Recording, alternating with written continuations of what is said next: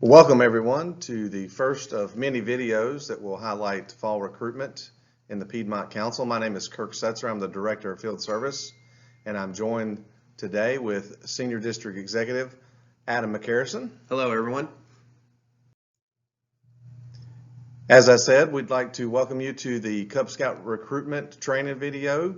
This is to be used by all unit leaders and their families that are associated with Cub Scout recruitment in the Piedmont Council in hopes of making the fall recruitment a much easier process and something that will give you an understanding of what is expected during the school nights when you're recruiting new scouts. Our objectives for today is to review the Piedmont Council Fall Recruitment Plan and to review the 5 key steps to unit success. Our first key step in our fall recruitment plan is that all schools will be set by a scouting professional. These schools will include all public, private, and charter schools, and all of our presentations will either be assembly style or classroom to classroom based. Behind us are some of the recruitment posters and other approved items that will be used by scouting professionals during these school day talks. Some other exciting news that we have this year is that we will have multiple different recruitment incentives for any youth that join in our Cub Scouting programs. The first one we'd like to highlight is glow-in-the-dark slime. This glow-in-the-dark slime will be for any youth in the kindergarten, first, second, or third grade who sign up for our fall recruitment plan. Our second incentive is our survival adventure bracelets. These are for any youth in the 4th, 5th, or 6th grade that sign up for Cub Scouting at any of our recruitment events. Some of the things in our survival bracelet is a compass, a whistle, flint and steel, and about 50 feet of paracord. The other event we'd like to just highlight is our Trail to Bobcat event. Any youth that sign up in any of our schools this fall will be invited to a Trail to Bobcat program. This year we're calling it Rocket Academy, and Kirk will talk a little bit more about this event. Yeah, so this year we're going to highlight again the Rocket into Scouting theme and try to get youth excited about scouting. Our Rocket Academy is going to highlight the 50th anniversary of the first moonwalk, which is done by Neil Armstrong, and who was an Eagle Scout, so we think that's kind of a great tie-in. And also Rocket Academy this year, we're going to give out rockets when they come to the event. This year's event will be $5. It's an affordable cost for everyone. They can come out, they get their own rocket, they get their own engine, they get to build their rocket, do other activities while they're there, and then launch their rocket that day. So it'll be an exciting event, local event right in the community, so they don't have to travel, and hopefully all new scouts can participate in our Rocket Academy. As we move on, we are now going to discuss some of the 5 key simple steps to unit success. The first step is that we recommend that all volunteers arrive early to recruitment sign-up nights. We recommend that about 1 to 3 adult volunteers attend these sign-up nights. No youth are needed, and we also believe that no pack displays would be needed at any of these events. Yeah, so real quick, we just want to kind of highlight that what we're kind of talking about there. You know, most units can recruit the kids needed with 1 to 3 adult volunteers. The youth, we understand that sometimes volunteers need to bring their youth, but we don't want to turn this into like a pack meeting or a den meeting. Hopefully we'll have a number of new youth signing up, and we just don't want to add additional youth there to complicate the actual school night. As far as displays, you know, we've had a lot of different things from different units. Some units don't bring any displays, and some units bring way too much. And so some of our schools, we have 3 or maybe even as many as 4 units recruiting. And if everybody brought displays, again, we just wouldn't have the room. And we're trying to do what we're being asked by the schools and not, you know, have too much there at the school, and we're able to get out in a quickly manner. So we're just asking you to consider that you don't bring large displays, and that you try to limit the number of youth who are already active in scouting that attend the sign-up meeting. The second key to unit success is dressing appropriately. We recommend that you either wear the field uniform, the Class A uniform that Kirk is wearing on my right, or a pack t-shirt, something very similar to what I am wearing. And then our third key step is that we recommend that all packs should bring an informational flyer to recruitment sign-up nights. A pack flyer is a great way to list your contact information, meeting location, and other upcoming events that your pack is being involved in. Yeah, the pack flyer is key to your success in a way that gives new parents access to the contact information, the meeting location, the meeting times and days, and if you've got any special upcoming activities that they need to know about. It's also a great place to list pack dues that you may collect, and we'll talk a little bit more about that in upcoming slides. Our fourth key step to unit success is that school nights are going to be conducted by a school night coordinator. These coordinators are appointed by the district committee, and they will spend approximately about 5 to 10 minutes on a parent information guide before introducing each unit leader. Yeah, so we're going to focus again this year using the onboarding envelopes.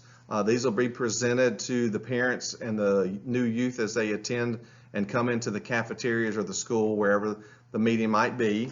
One of the things that the coordinator will highlight is our parent information guide. This guide basically gives the in and outs of scouting. It's a quick reference, and it'll be something that parents will need to know about. It'll give them the understanding how packs are organized, how much it costs, those simple, easy things to inform new parents. When we hand these out, when the schools come in, it's a great opportunity for you to also hand out your flyers, and that's why we ask that you bring a pack flyer to the school night recruiting. Our fifth and final key step to unit success is that to be quick and simple with any introductions to new families. So we recommend as simple as your name and unit number, your meeting location and date and time of next meeting, and maybe 1 or 2 upcoming unit events that your pack is participating in. Yeah, so again, this goes back to maybe having multiple units at a school night. Again, we could have as many as 3 or 4 units, and we are kind of mandated by the amount of time that we can spend at the schools. We're trying to do this in a timely manner, and so we just don't have time for units to stand up and give a 5 or 10 minute speech about their activities. That again is the reason that you should have a school night flyer for your unit, something you can give out, has your unit information, and lets the parents know what is expected of your individual unit. So after the unit leaders have announced their name, their unit number, and a little bit about themselves, the school night coordinator will open it up for some general questions and answers, and then he or she will start recommending that all applications will need to be filled out by the parent, and then will need to be reviewed and collected by the school night coordinator. So we're going to go over real quick the adult or the youth application, I'm sorry. And so this is the youth application. A couple of things we do want to highlight with this application is that you want to make sure that the parent has signed the application down here. We also need to make sure that a unit representative, it can be the Cub Master or Den Leader, whoever is representing the pack at the school night, is filled out and signed down here at the bottom. There's a date of birth here that has to be filled out, the grade of the student, and obviously the information up top. And then once the parents decide on which unit based on the information they've been given, or if they come around and talk to the unit leaders, they need to put in the unit number here. Finally, and most importantly, is when you collect registrations. This year, for the majority of our units, those that recharter in December, the registration fee will be $15. That'll be $11 for registration and $4 for Boys Life. If your unit has dues, that will be collected at a unit meeting. According to the national office, we've had units ask if we could prorate the amount and collect the fall fee and all of next year fees. We are not allowed to do that, and we are only allowed to collect registration fees that are currently due. So if your unit recharters in December, $15 will get the boys and girls that sign up for scouting this fall registration and Boys Life. If it's January, it's a little bit different. but you'll need to work with your local scouting professional to make sure that the information on the flyer is correct as far as registration fees.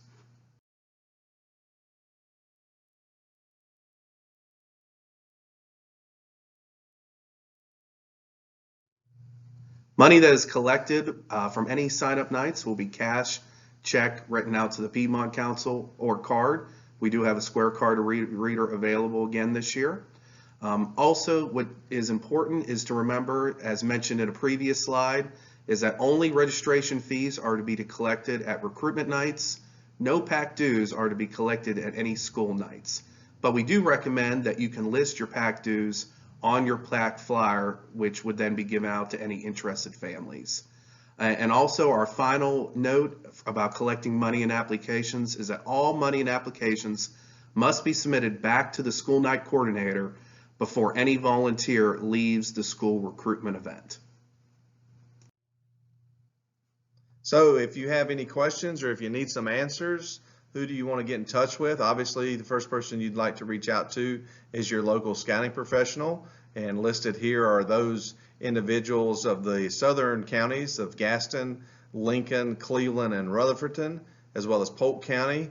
Also, these names and email addresses and phone numbers are listed on our council website. So we're going to move on to the northern counties.